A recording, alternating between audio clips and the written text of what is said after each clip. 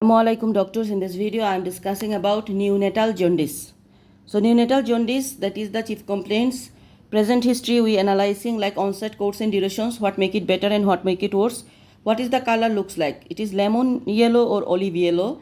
Color of the poo and color of the pee. Is it associated with any itching, FWASL, that is fever, weight, activity and sleep. Then about did he look like you and his daddy and any other concern. Again neonatal jaundice. Present history we analyzing like onset, course and durations, what make it better and what make it worse. What is the color of the looks like, lemon or olive. Color of the poo and color of the pee. Is it associated with any itching, FWASL, fever, weight, activity and sleep. Did he look like you and his daddy and any other concern. Then systemic review, GIT in details. Color of the poo, tummy pain, tummy side, all over the tummy or certain area, any thrown up, any loose motion recently. CNS in details. Any morning headache, morning thrown up, any abnormal movement. Abnormal movement is very important. Any change in his gait and mood recently. Any feet, any eye deviation, roving eye. Can he fix his eye with a moving object? Is there any bulging in anterior fontanelle, soft part of the head? CVS, any heart racing, especially during feeding, any sweating or interrupted feeding. Hematology, pallor, bruises, bleeding from any orifice, any blood transfusion. Urinary, color of the pee and other concern. Endocrine, for associated any autoimmune disease.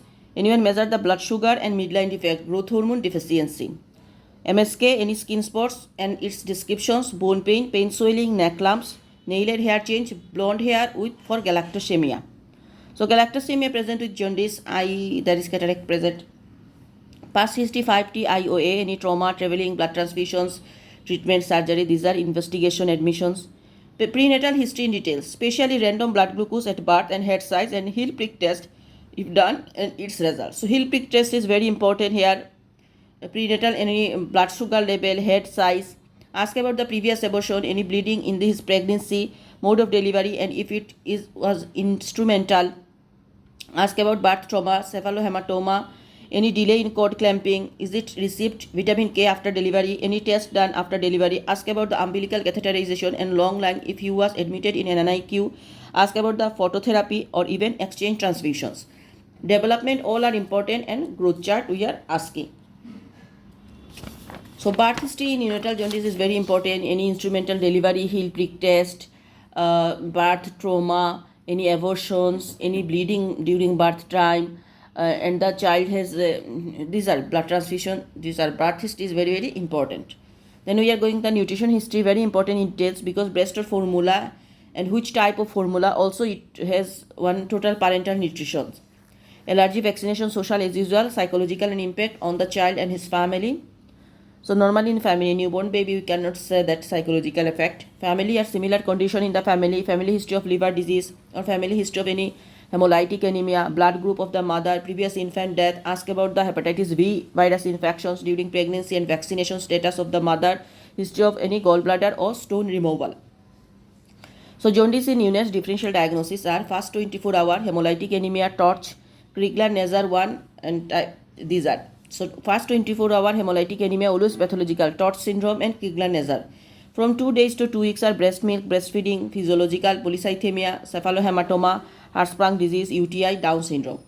After 2 weeks are ongoing hemolysis, breast milk, Krigler-Nazar syndrome, UTI, hypothyroidism, neonatal hepatitis, biliary atresia, cystic fibrosis, galactosemia, alpha-1 antitrypsin deficiency, insipid bile.